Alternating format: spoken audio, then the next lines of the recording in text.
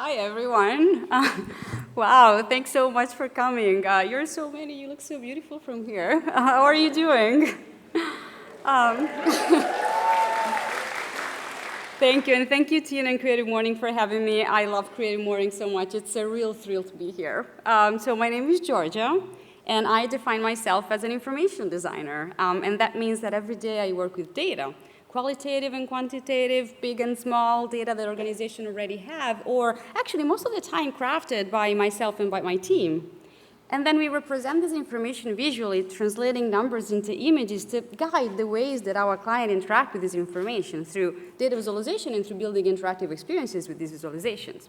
And as a bit of a background, as Tina was introducing, 8 years ago I co-founded an information design firm called Accurate, a company of 40 people around designers, data analysts, and software engineers, split between Milan, Italy, my home country, and New York. And to give you a sense, I will start by playing a quick montage of some of our more commercial work, where every color, size, and position and animation of the elements that you will be seeing are direct representations of data points.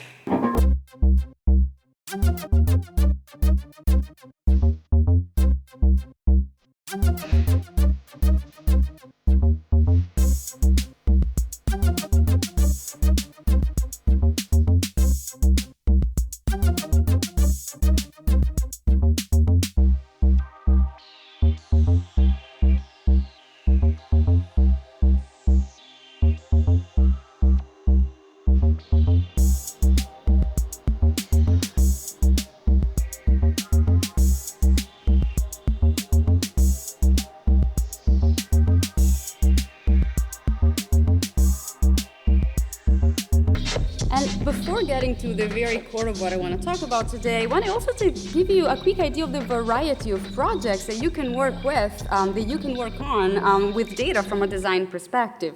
So in the past 8 years, for example, we spanned from working with newspapers and magazines. This is a very early collaboration with the Sunday cultural supplement of Corriere della Sera, the main Italian newspaper, where from 2012 to 2014, we designed more than 40 data analysis and data visualization. So every week we looked for data on a main topic, combining and overlaying different information on cultural and social phenomena with many layers of context that then we visualized with a pretty unique and crafted, specifically visual language, crafted specifically for the data stories that we found, as you can see from these previews, to working with clients like IBM, where in 2017, instead, we designed a system of guidelines for all of their data products, all of their data visualization. So first of all, guidelines on how to work with data effectively, with data visualization effectively on a daily basis, but also guidelines that could translate the great design heritage that IBM has built over the years into how they work with data. So really creating visualization guidelines that would make their chart look and feel like IBM. To environmental experiences with data, this is for the Milan Triennale called Broken Nature at the Design Museum of Milan, where we created a data wallpaper for what we call the Room of Change, a data tapestry that illustrates how multiple aspects of our environment have changed in the past centuries, how they are still changing, and how they will likely continue changing. Following a timeline, in this case, from left to right, we really illustrated changes through a numbers of global data sets, world population, average temperatures, and so on, as well as single and very specific stories that can represent the micro consequences that we can all relate to, such as the disappearing of the Aral Sea, with the legend at the center to invite visitors to discover this world of change. To creating even more physical installations with data, this is the recent Starbucks Reserve Roastery that opened in Milan, in Italy, 1 year ago, where we designed the data visualization actually carved in this big brass wall using different carving techniques and perforation and backlighting to represent different data points, depicting in this case the timeline of the history of the brand, the coffee making process, and the places in the world that have been fundamental for Starbucks history. And again, for the variety of what you can do, in this case, a wall that can also be experienced through an augmented reality mobile app that we designed and developed that brings this data to life, adding a digital layer that interacts directly with the physical space of the wall. And in this case, where the wall is turned into a living artwork with access to many extra content. And so really you start seeing the variety of project, of content, and of medium that designers who work with data as their material can work on. And as Tina was introducing recently before the summer, I made a pretty big change and joined Pentagram, a design firm that you might have heard of, as a partner in their New York office, where we are 24 partners globally. I am still missing in this picture, but I hope I'm going to be in the next one. And I'm their 9th partner in New York. And so Pentagram is an incredibly exciting environment, and what distinguishes Pentagram clearly is how my partners have shaped our collective visual culture for almost the past 50 years. Shaping our relationship with brands, with products, and with our environment through brand identity projects, through signage projects, environmental graphics, and many more. And ultimately, visually shaping a piece of our relationship with our society as well, if you think about it. And joining Pentagram for me means to further my practice and to try to integrate the language of data into even more mundane experiences, into what we see, what we consume, what we use, and what we wear. And so coming to the idea of flow, which is the topic of these Creative Mornings, this month in Creative Morning, I thought about it and I thought of how it manifests in my work. And so in every project that I do work on, I see a real continuum between data and the world that they depict. And with my work, I really try to break the barriers that often keep the two separated. Because, for many, data is not so connected with real life, and it might even have like a nebulous meaning, often associated with technologies and algorithms, and often seen as scary and complicated and mostly cold and inhuman, and often just overwhelming. But there's another approach to what we so coldly call data that has always interested me more. That is always to remember that we can use data as a lens, a filter to see our world through, any aspects of our society, and especially our human nature, one subject at a time. And over the years, I built all of my approach and my practice and my work around what I call data humanism that follows these premises that I just shared, which to me, again, means always to design ways to connect numbers to what they really stand for, which are our lives, our ideas, our behaviors, accepting and embracing even the more subjective and imperfect aspects of these invisible information systems that we live in, things that we often don't think of as data. And this is what I want to focus on today, showing you some old and new projects and some previews explained under what I think is a very important overlooked aspect of working with data, which is looking for what I call the data that we don't see, the data that are not already in form of a spreadsheet, but they are the most interesting ones to unveil the most exciting hidden patterns that are all around us, and you will see what I mean. And so I will start with a radical experiment where no technology was involved, a self-initiated project that after years of working pretty much only on digital experiences, such as what you've seen before, and with quote-unquote big data sets, reconnected me to the very nature of data. It's called Dear Data. It's a collaboration with London-based designer Stephanie Pozovic. So Stephanie and I met only twice in our life where we decided to run this weird experiment around one main question. Is it possible to get to know another human being through data only? So for Dear Data, every week and for 1 year, we used our personal data to get to know each other.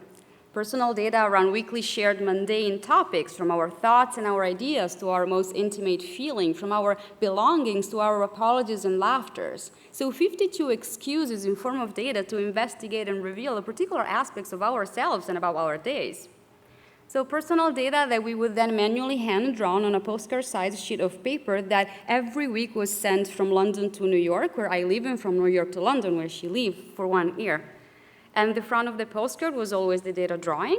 And the back of the card, of course, contained the address of the other person, but also the legend, so how to interpret our drawing. Well, Stephanie and I collected our data manually to force us to focus on the nuances that computer cannot gather, or at least not yet, using data to explore our minds and not only our activities, and getting insights on the things that really matter the most to us. And for example, at week number 3, we tracked the thank yous that we said and we received, who they were for and from, what they were about, if it was really meant. And in this example, by looking at my week through the lens of this particular layer only, I realized that I thanked mostly the people that I didn't know well, but I kind of didn't thank enough the people who were close to me. And so we started to look at our days through data, such as for this other example in this case, where I mapped my complaints, borrowing this literal visual inspiration from the music notation system to show the repetitiveness of my complaints over time. But not only quantifying the numbers of times that we performed a certain action, instead adding context and details about why, what was happening, what was the situation and the feeling. Really realizing week after week how to put ourselves in these numbers, and the importance of adding context and qualitative aspects to make this data truly representative of ourselves. So over 52 weeks, we mapped our envies and what the feelings triggered in us. We mapped our desires and what they told about us, our emotion and decisions, apologies, and many more. Creating intimate portraits of ourselves to share with the other person through this invisible layer of data. And I guess you start seeing what I mean by the data we don't see. And in this case, data that are much more interesting than what we usually associate with personal data collection, such as number of steps, expenses patterns, or calories intake. I think that there's much more that we can explore. And this is true for small and big data, for personal data and beyond. So Dear Data also became a book that is at its 3rd edition, and the original collection of postcards has found the most exciting home as they've been acquired as part of the permanent collection of the Museum of Modern Art, which has been quite nice. But what excites me even more is that Dear Data has been so well received from the public outside the data community. We've really seen thousands of postcards made by people, not even designers or artists, who learned about the project and wanted to experiment on themselves. And even teachers of any grade are now using this format to teach their students the world of data. And so with this first project, you have seen that we can turn even the smallest details of our lives into data we can look at to see things from a different perspective. But besides personal data, we can do this everywhere. I'm often asked, where do you find data? And lately, I'm replying more and more that I actually design my data sets. And you'll see what I mean with this other example. So in 2017, I had the great honor to collaborate with Paola Antonelli. She's the senior curator for design and architecture at MoMA, and with her team on a piece that closed the show called Items, Is Fashion Modern? That some of you might have seen if you were in New York. So the show presented 111 items of clothing and accessories that had a strong impact and influence on our culture, from the bikini to the burkini, from the Patagonia fleece jacket to the balaclava, from the Dr. Martens to the Levi's 501. And I've had this great opportunity to create a site-specific, hand-drawn, of course, after Dear Data, visualization to guide visitors to explore the features of the items, both individually and as part of a bigger ecosystem. But what's interesting here is that I didn't have any data. I only had the list of the 111 objects and the background research that was conducted by the curatorial team on each of them. And so I put on the glasses of the data collector and delved into the 111 stories in search for bits of qualitative and quantitative information that could help me answer a few main questions, really to understand and reveal why was each of the items included in the show, why the selection. And so I went to read the research and I asked to every item, for example, was the item a medium or a message? Meaning, was it iconic because its technical and aesthetical features or for what it represented? Are they worn to conform to a movement or to escape to a movement? Meaning, has it become a way to blend into a social context or to break free from it? And many more of this kind, crafting a data set from these questions where the data were absolutely not in this form before this analog and manual process. And then each one of the items became a symbol that I drew on the wall, positioned and visualizing according to this set of attributes that I built together with the curator, with a legend on the left side of the wall to interpret it.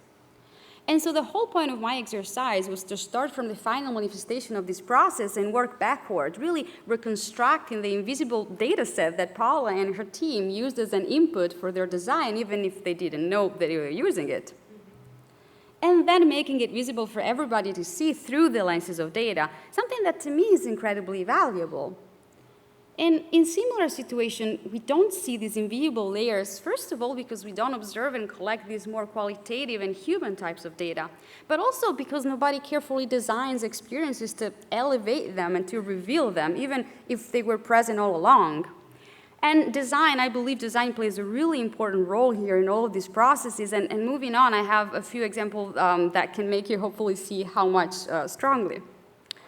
So for another project in 2017, the organizers of the TED conference came to us before the latest edition in Vancouver with a challenging brief. How can we use data from the conference participants to give something valuable back to them? We initially imagined to create an installation on a big wall where we could use an algorithm to match participants with similar profiles, such as their job position, where they were from, and so on. but really ultimately, in what way would this data be meaningful for them? And once more, we decided to look for data in less obvious places. We created what we call data portraits of all of the people who were at TED, images based on people answers to a series of questions, and then translated into a unique hand-drawn driven image where every color, symbol, and position of the elements that you're seeing is a direct translation of one person's answer. And these images were then immediately printed on buttons that people would wear throughout the conference and use as a tool for sparking conversation and finding commonalities with each other. And in this case, we asked simple but evocative questions, as you can read on the right, such as, which TED letter are you? Do you identify more with technology, entertainment, or design? And do you get your best ideas after an adult beverage or while at work? How messy is your desk? Or how many unread emails in your inbox before you freak out? And people at TED were wearing their abstract symbols on their badges, and they would use them to identify similarities and differences with other people at a first glance, really as an excuse to introduce themselves, an icebreaker to start a conversation that is much more meaningful than, hi, I'm Giorgia, I'm an information designer, what do you do? And so here we have been working with definitely soft and small data that I believe in this case proved to be much more meaningful than anything we could have gathered automatically or digitally.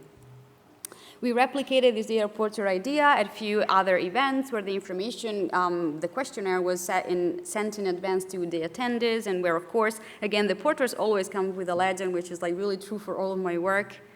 And we even made it completely digital and collective. This is a recent event, part of the IBM Think Summit in Milan, where we created an interactive data flag that visualized attendees' thoughts around the topics of the summit. Where in this case, again, to evolve the concept, the survey happened within the space of the mobile app that they've downloaded for the event, and then it depicted a live and animated collective representation of the audience, where every symbol represents a single person and their ideas. And when in this case, this collective collection of thoughts is being used by the presenters on stage to really promote a dialogue with the audience about the very theme of the conference, using their thoughts to spark this conversation. And we're actually right now working with the Museum of the City of New York for an exciting show that will open on November 22nd called Who We Are, Visualizing New York by the Numbers, a show that is in anticipation of the 20th census, and where our piece, again, starting with the idea of this data portrait, will question the fundamental information that as citizens we are asked as part of the census. Building, this is a preview only for Creative Morning, building evolving future cityscapes made by the thoughts and the ideas of the visitors who will want to participate, and actually asking more intimate questions about our sense of home and belonging, ultimately suggesting to count what matters more to define us as a community and our identity than one is actually counted now. And I cannot reveal a lot more about this, so stay tuned. And so I guess that at this point you got a sense of the type of design work that I do with data, probably not the most obvious type. And for the last experience that I want to share before a final tiny preview of some new work, well, this last experience is something that we probably can all relate to, and it deals with information on the medical field. So this project was a collaboration with my dear friend and guitar hero, Kaki King, who actually performed here at the past, a recent Creative Morning events as well on this stage.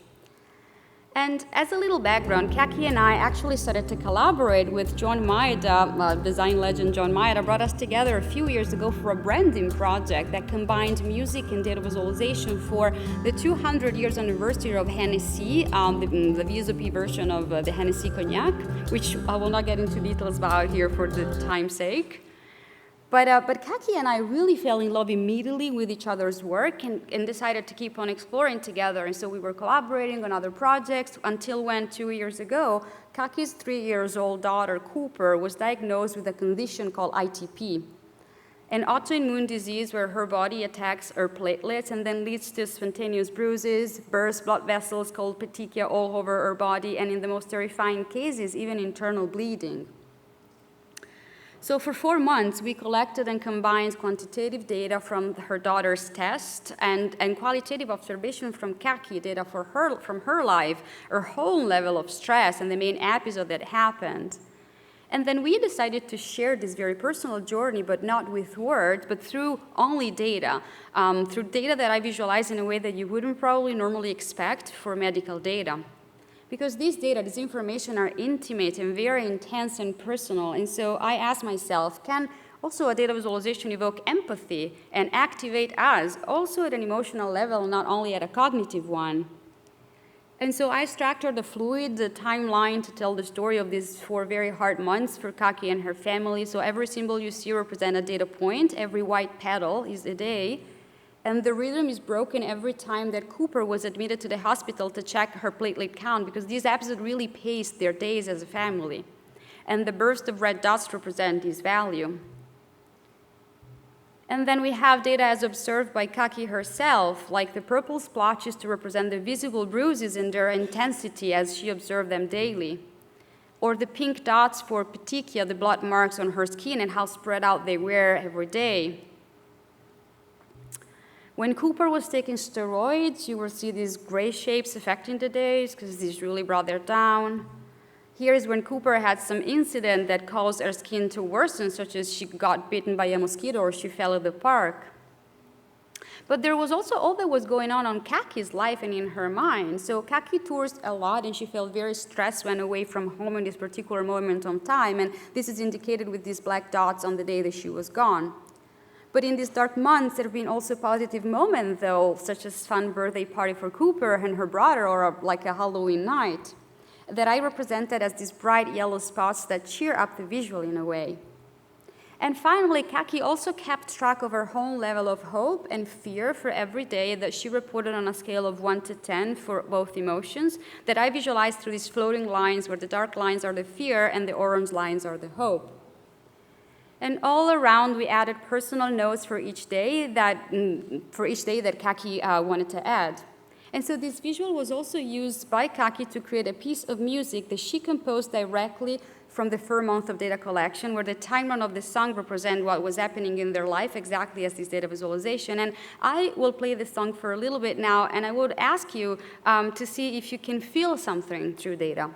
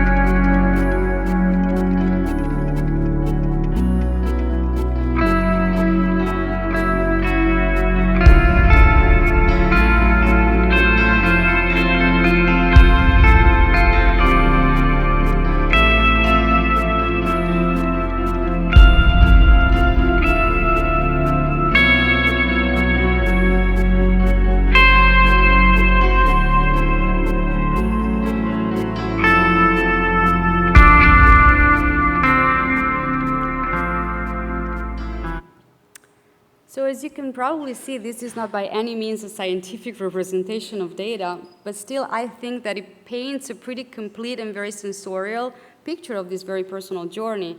And many people living similar experiences told us that the visualization made them really feel part of Kaki's stories in a way that probably a long blog post wouldn't have. And I don't want to say that this can lead to any scientific breakthrough in the medical field. This is not the point of my work. But once more, I believe that there's a world of unexplored, small, and intimate data that we often don't see if we apply a straightforward definition of what data is. A layer that we also don't see because visualizations often focus on numbers and not on what the numbers represent. What if, for example, hospital and doctors could also speak this type of languages to us? And I know that many of you are wondering, Cooper is absolutely fine now. She's out of the danger zone, and she's healthy and thriving, and she says hi to Creative Morning. And I will definitely end with a lighter note, with a preview of possibly the most exciting project that I've worked on so far. My client agreed for a special teaser here for Creative Morning only without revealing their name. So besides the elements of data collection that I showed up until now, in my work, I often also question how data visualization has been used so far only primarily in functional and lifeless business contexts, and I always look and welcome opportunities to play with materials and contexts that are normally not associated with data. How would we change our relationship with data if, for example, we could wear it? What if our clothes and styles told a story not only at the superficial level, but also at a much more deeper level, where every feature of a garment is deeply connected to information and messages that we are proud and happy to carry around with us? So I've had this incredible offering to design a fashion collection, so actually dresses and garments where the prints, the embroiders, and all of the details on the final pieces are stories made of data. And I cannot reveal the topics, but I can tell you that these are very handcrafted and human information on important women who've made a mark on our society, where I had the pleasure to collaborate very closely with my clients' in-house fashion design team from the very beginning of the process to the very end. And I'm showing you only details now, unfortunately. I'm sure you probably know the brand, and the collection with the full explanation will be out on November 7th, with some articles that are probably starting to come out from next week. But what excites me about this project and why I wanted to conclude with this tiny preview is that to me, this is another step further to try and demystify data and to integrate this language into many more mundane experiences of our daily lives and of our projects as designers. I really think we are ready to see the endless possibilities and potential of data used this way. So first of all, again, as a lens, a filter to see our world through, every story and situation, and then as a design material and narrative material to reveal and represent these invisible layers of information that really already permeates our lives. I'm really excited about this, and I hope that you are excited too. Thank you so much.